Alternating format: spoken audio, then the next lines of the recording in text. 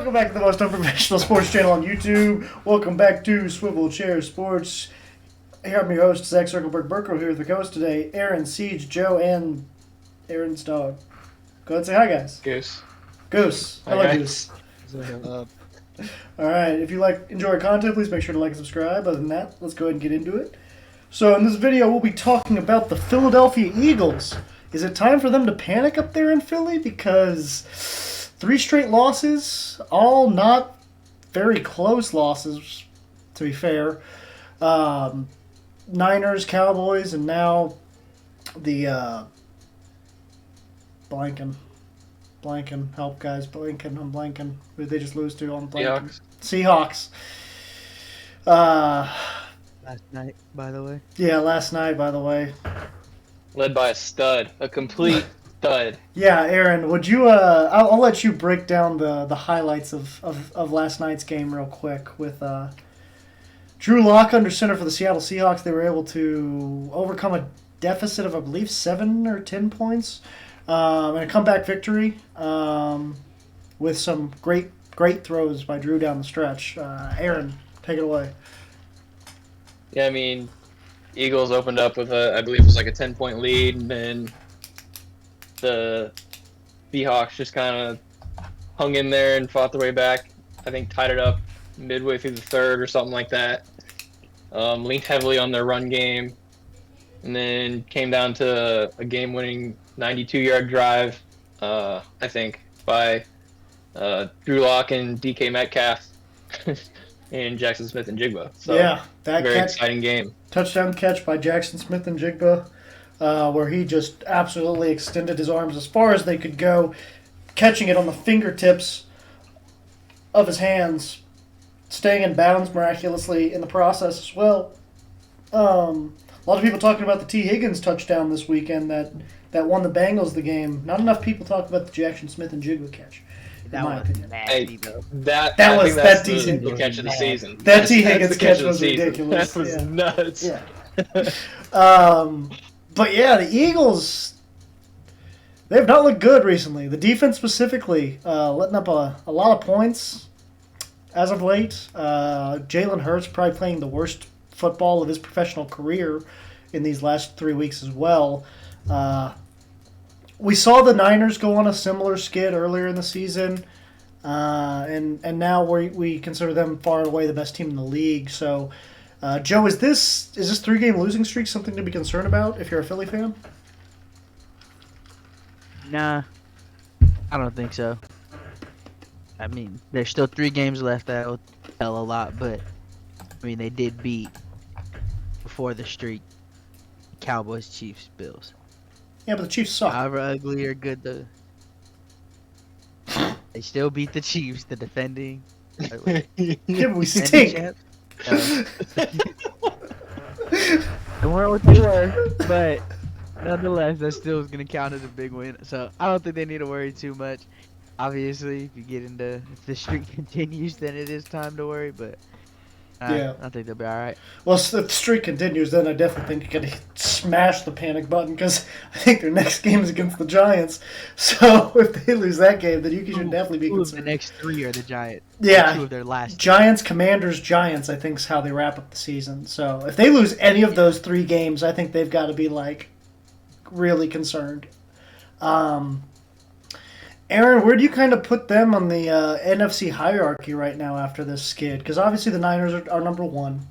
But now the Cowboys and them have flip-flopped spots in the last 3 days in the division between first and second. Who wants to win the division? I'm not sure because they're both losing at the same time now.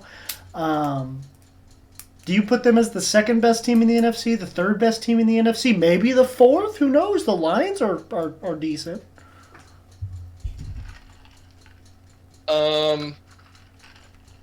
I would probably put them third. I'd probably put the Cowboys at second. I think. It's a dangerous game you're playing. Trust in the Cowboys. I know. It's regular season, so. Fair enough. I think the Eagles are more consistent in terms of playing close games, whereas the Cowboys a little bit higher highs and lower lows. The Cowboys are but the Bills of the their NFC. their highs are lasting a little bit longer than their lows are. I think that this little streak is kind of showing the Eagles what they need to improve on to make a Super Bowl run. I mean, they're kind of getting bullied in the trenches. Last was this 5 games, Yeah. 138. Even the Chiefs game, you could argue that the Chiefs kind of controlled the trenches despite losing. So it's been a while now. Yeah, where I mean they they've gave not up won 100, front. 138 rushing yards to the Cowboys, 146 to San Francisco, 100 to Seattle, 173 to Buffalo, and 168 to KC. So this is, kind of showing that their weak point is stopping that run game, and I think part of it might be their linebacker play. I think they've kind of got some more like hybrid style coverage linebackers as opposed to run stoppers, and they're leaning on their D line to stop the run, and it's not really working. And then James Bradbury has really kind of been exposed these last couple games. Yeah, he's had a rough. So they don't have the most rock solid secondary either. And then obviously Hurts with the turnover issues that needs to get figured out. But I think the defensive concerns are much more worrisome than their offensive concerns. It did Yeah. change play callers. They By did. the way. Matt Patricia called So, the defense this week. It'll be interesting to see next coming week, how it changes because now it's going to be his game plan too. So, I wonder if that'll have any effect. It also have zero effect like his time in Detroit. Yeah. Yeah, you made a point that the front seven stopping the run is kind of the Philadelphia Eagles' biggest problem right now. But the biggest problem, in my opinion, is that before then and even still now, the secondary's been getting kind of toasted.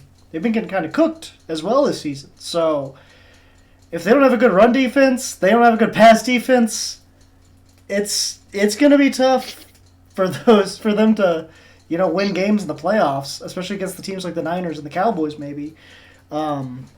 Yards given up per game in the passing department, they're the 5th worst team. They've given up the fifth most yards per game passing wise. So not only is their running defense not good right now, but their passing defense hasn't been good all season. So I definitely think that the defense of the sides of the ball specifically is a huge concern for Philadelphia. And for most of the season, that's kind of been masked by the offense being as good as it was. But now that DeAndre Swift isn't able to get it going on the ground, Jalen Hurts is injured or sick every single game, and he's making some weird plays. Like at the end, I know the game was kind of like it was kind of a pseudo Hail Mary of sorts at the end of the Seahawks game this past week. But he had a check down wide open to his running back with I did timeouts not like left. that decision. Yeah, with timeouts left. They had 13 seconds, 2 timeouts left on the 45. They could have easily gotten 2 plays off. Yeah, and gotten a field goal the range. running back was wide open on that last play where he threw the pick. Could have checked it down to him, got an easy 10, 15 yards, call a timeout, and then you got a real good shot at taking an end zone shot from like their 40 or 35 yard line. So I agree, Aaron. I don't think that was a good decision. And if the offense isn't making good decisions or playing well, that defense is not going to be able to carry them this year. So they were only down 3. They didn't need a touchdown. They could have tied it and went to overtime. Then even more so. Why didn't you just check it down and take the timeout? Probably gets you in field goal range at that point then. A lot of questionable decisions from Philadelphia right now and questionable play. I think the biggest issue, in my opinion, and some people have been pointing this out, I think Nick Sirianni's a little immature. I don't think he knows how to handle success, personally, and he's gotten so much of it. He's gotten a little too big for his britches, you may say.